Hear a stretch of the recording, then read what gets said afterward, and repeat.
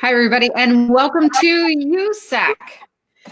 We're here tonight with Craig Montgomery, and we want to talk to you about what Mr. Pompeo recently did.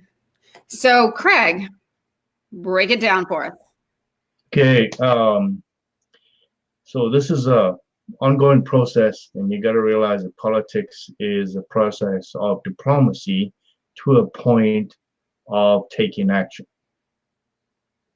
So let's go back to March of last year or this year, where the president asked Secretary Pompeo to look into the farm matters in South Africa and the land expropriation without compensation, and to see if it's a human rights violation, and et cetera, et cetera. Well, they did that. They sent, first of all, and now let me go back one thing.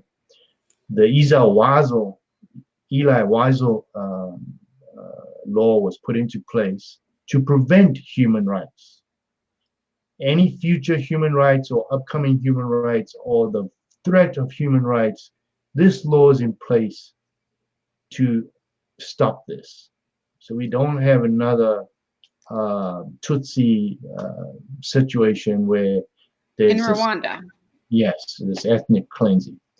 The next process came when Trump tweeted that there's a problem with South Africa, and Ramaphosa lost his mind and said, oh, it's all misinformation, it's not true, this is not happening. Well, Trump's not no fool, and he has intelligence people on the ground. He sent Secretary Pompeo a message to go and check this out. Well, they sent the Deputy State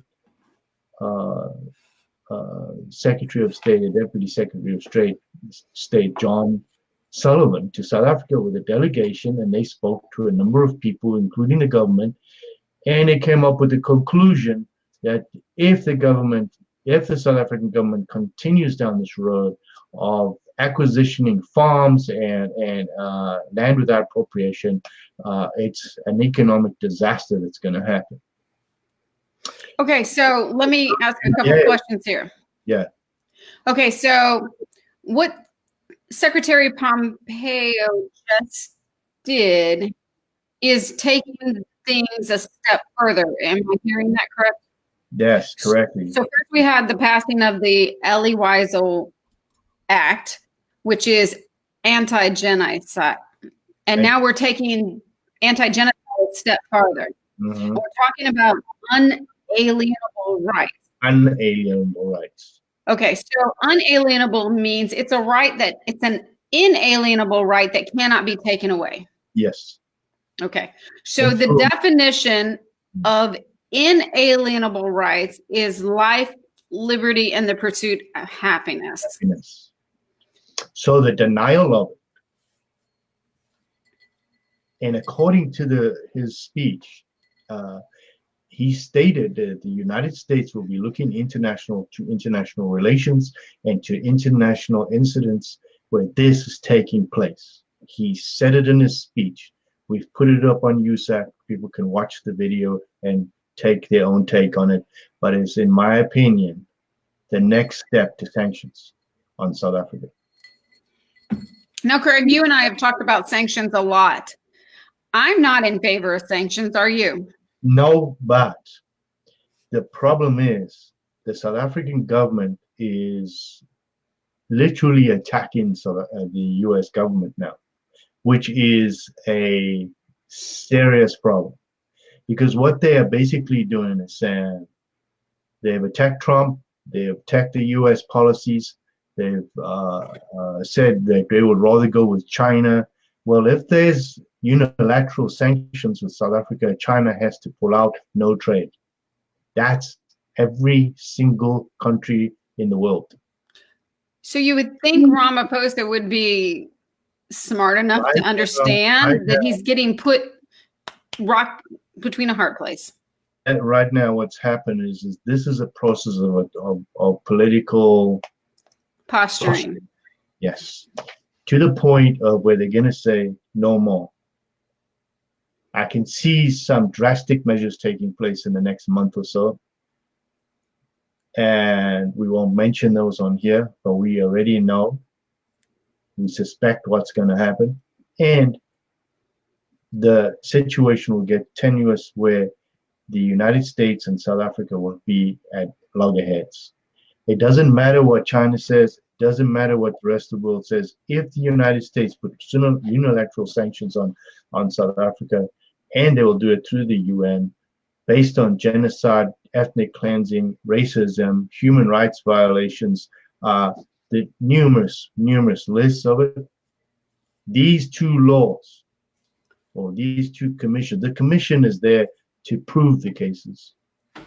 It's not a law yet, but what they are doing is these commissions will now be sanctioned by the United States government to look into human rights violations, the unalienable rights being taken away from citizens of the world by other countries and the United States, inside the United States, as well as international countries that are violating human rights. Now, these human rights, and the very strange thing is, in 1948, which is the time of apartheid, the original start of apartheid, 1948, is when, I'm trying to remember her name, the president's wife. Winnie. No, 1948. It was true. It slipped my tongue now. Anyway, she was the one that pushed human rights to the forefront. Eleanor Roosevelt. Eleanor Roosevelt, that's right. Thank you. Eleanor Roosevelt started the human rights organizations. Yes. And Ronald Reagan championed it in the end. Thank you. It looks like somebody's breaking into your car. I have to break you in a minute. All right. You go get your key fob and take care of that. We'll keep going. Okay, you do that. Just a minute. All right. So the funniest things happen when you go live on Facebook or YouTube. You know, somebody tries to break into your vehicle or bump it, or just a dog puts their paws on it, and there goes your alarm. All right. There's a storm going on, so that's why. Oh, okay. Okay, so Craig, let me interject here and ask a couple more questions. So, life, liberty, and the pursuit of happiness. Yeah. Now, people have broke that down, including the right to own land and property. Well, so we can't take away your property. We can't take away your life. We can't take away your liberty without due process of law. Yes, and not only that, how do you take away a man's livelihood? Literally take his livelihood away. Make him pay for the land he does not have, that he cannot make a livelihood. Have thousands and thousands and thousands of children that cannot get jobs because of the color of their skin. And these children were not born in apartheid, they were born under a black government rule. So therefore, they should not be punished for the past. This is 25 years after the fact. So what is happening now, the rest of the world is taking note. Holland just took note. They have now agreed that this is a human rights violation. The United States is on the verge of doing exactly the same thing with these two situations with the Eli Weisel and now this commission. They basically, and they've warned South Africa, they warned Ramaphosa in a letter, do not do this. In the commission that went there, the delegation that went there also stated in their findings that should they continue down this road and take this land, they will literally be causing economical suicide. And yet they will not listen. I honestly believe that the South African government opened a can of worms they cannot shut. And they now in a problem. They have a huge problem on their hands. They promised, as always, the free stuff and the free land and the free whatever, and never took into account that they should have done this in an orderly, systematic manner instead of lying. They have 75% of all farmland in South Africa they own. The government does. Open land, they own it, not the whites. Craig, do we have any proof yet if that land still belongs to the government, or has it been transferred over to the possession of the Chinese? Well, that's another problem. That the Chinese are building a whole city for Chinese people. What land are they building that on? It's in, I'm not exactly sure, but I'm not 100% sure, but it's in South Africa somewhere. I do believe it's in the Transvaal somewhere. So who gave them this land? The government, with these deals. Gave it to them. And there's another thing too, is what's happening throughout Africa right now, and some countries are now starting to say, no, we don't want it anymore, is that China is buying up and lending the money for ports, for airports, for railways, all the infrastructure, electricity, you name it. And what they're doing is when they default, they're taking it over. And then they're controlling the government through blackmail, through financial blackmail. Ramaphosa and his son-in-laws have control of Eskom. How did they get the money? They got the money directly from the Chinese. They never took the money and put it in the government coffers and used that to revamp Eskom. No, the money disappeared. And it suddenly, his brother-in-laws or whatever had money to buy the shares and control Eskom. This was state capture. The problem is, who really owns Eskom? The Chinese. Mm-hmm. You see, so what we see right now is a progressive, well thought out movement of the United States. People have been begging the United States to get involved, and because we don't have troops on the ground yet, the people are not satisfied. I've got all kinds of complaints all over my page.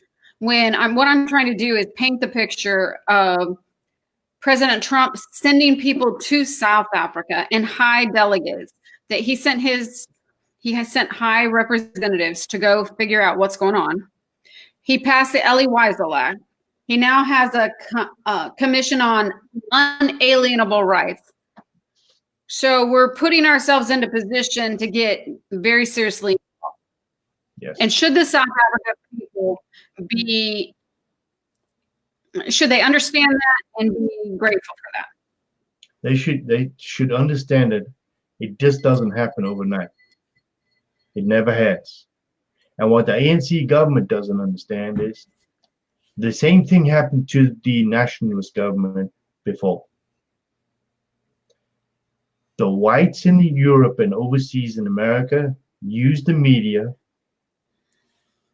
to create a political movement which removed the South African government without a shot being fired. There was no invasion. There was no war. People don't remember, but not one shot was fired. Yes, we had a war on the border and all that stuff, but the removal of that nationalist government had nothing to do with war. It was done politically. And with political pressure, and that's exactly what we do. We're putting political pressure on the South African government from the media, from everywhere. It is coming, and we bring in the world, and we're going to put them in a pressure cooker. Now, hypothetically, the United States in the next month puts unilateral sanctions on South Africa. The ANC government won't have very long to play, and the people who will turn immediately, everybody's going to lose their jobs overnight. Within 6 weeks, there will be an economic collapse. People will start to scream, where's my Where's my check for free? Where's the free check? It's gone. They'll start stealing and doing, and it'll collapse. The problem is, the minute they start attacking the whites, there will be an intervention, which needs to be, you know, be taken account right now. This whole thing is a step process into place.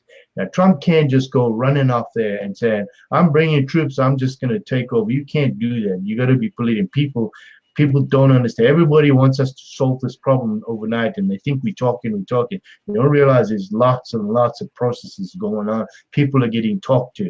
Politicians. This will not be solved with a war. So the only war you're going to have is to stop the war. You're going to have people fighting other people to stop them from attacking them defensively. It will be a defensive war. It will not be a war to take over a government. That's not what people want. They just want to be left alone and to be stopped being raped and murdered and tortured by an insidious racist government. Which planned this in 1993. Let's talk for just a minute. The other day, you and I did a video, and we talked about you have the right to defend yourself. And if you go back and re-listen to that video, you will hear me use the terms, you have an inalienable right to defend yourself. Correct. And we told the people of South Africa, fight back. We don't care what the government says, whether you're arrested, fight back. And now there's a commission in place that can back them up. Exactly. Nobody has the right to come into your property and your land, kill you, rob you, rape you, take your cell phone. I don't care what they're there for. You have the right to fight. You're right to fight. And don't listen to the rhetoric, because all they're doing is fear-mongering that you will not defend yourself. You have the right to defend yourself no matter who you are. It don't matter if you're black, pink, or yellow, or white. You have the right to defend yourself. If these people put their hands through your burglar guards, cut them off. If they take an assegai or a long pole with a knife on the end, if they come through, they're trying to get through, start stabbing them and call the police. I don't care what they do, but you stop them. If they trying to hijack your car,